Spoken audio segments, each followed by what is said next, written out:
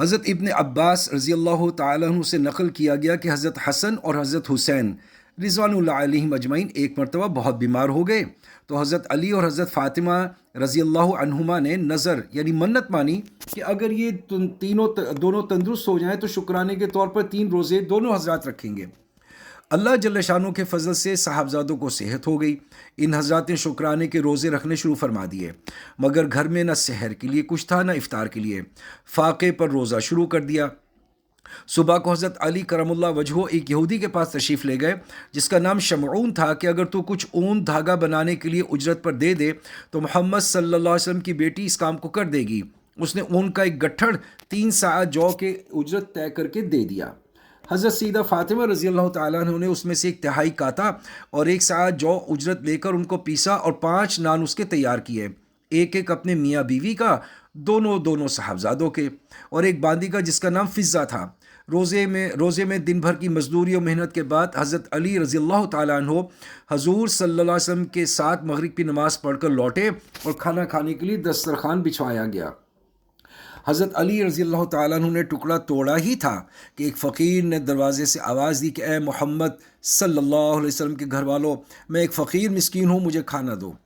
اللہ جل شانہ تمہیں جنت کے دسترخوان سے کھانا کھلائے۔ حضرت علی رضی اللہ تعالیٰ عنہ نے ہاتھ روک لیا۔ حضرت فاطمہ رضی اللہ تعالیٰ عنہ سے مشورہ کیا، انہوں نے فرمایا ضرور دے دیجئے۔ وہ سب روٹیاں اس کو دے دیں اور گھر والے سب کے سب فاقے سے رہے۔ اس حالت میں دوسرے دن کا روزہ شروع کر دیا۔ دوسرے دن پھر حضرت فاطمہ نے دوسری تہائی اون کاتی، 1 ساع جو کا اجرت لے کے اس کو پیسا، روٹیاں پکائیں۔ جب حضرت علی کرم اللہ وجہہ حضور صلی اللہ علیہ وسلم کے ساتھ مغرب کی نماز پڑھ کر تشریف لائے اور سب کھانے کے لیے بیٹھے تو ایک یتیم نے دروازے سے سوال کیا اور اپنی تنہائی اور فقر کا اظہار کیا۔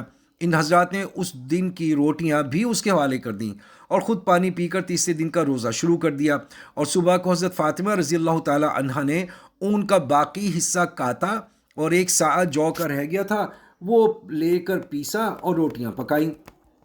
اور مغرب کی نماز کے بعد جب کھانے بیٹھے تو ایک قیدی نے آ کر آواز لگا دی اور اپنی سخت حاجت اور پریشانی کا اظہار کیا۔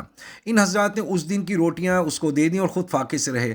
چوتھے دن صبح کو روزہ تو تھا نہیں لیکن کھانے کو بھی کچھ نہ تھا۔ حضرت علی رضی اللہ تعالیٰ عنہ دونوں صاحبزادوں کو لے کر حضور صلی اللہ علیہ وسلم کی خدمت میں حاضر ہوئے۔ بھوک اور ذوف کی وجہ سے چلنا بھی دشوار تھا۔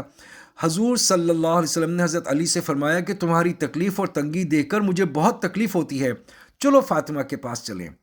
حضور صلی اللہ علیہ وسلم حضرت فاطمہ کے پاس تشریف لائے۔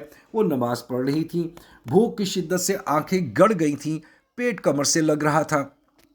حضور صلی اللہ علیہ وسلم نے ان کو اپنے سینے سے لگایا اور اللہ سے دعا کی۔ اس پر حضرت جبرائیل علیہ السلام سورہ دہر کی آیتیں وَيُطْعِمُونَ الطَّعَامَ عَلَى حُبِّهِ مِسْكِينًا وَيَتِيمًا وَأَسِيرًا لے کر آئے اور اس پروانہ خوشنودی کی مبارکباد دی۔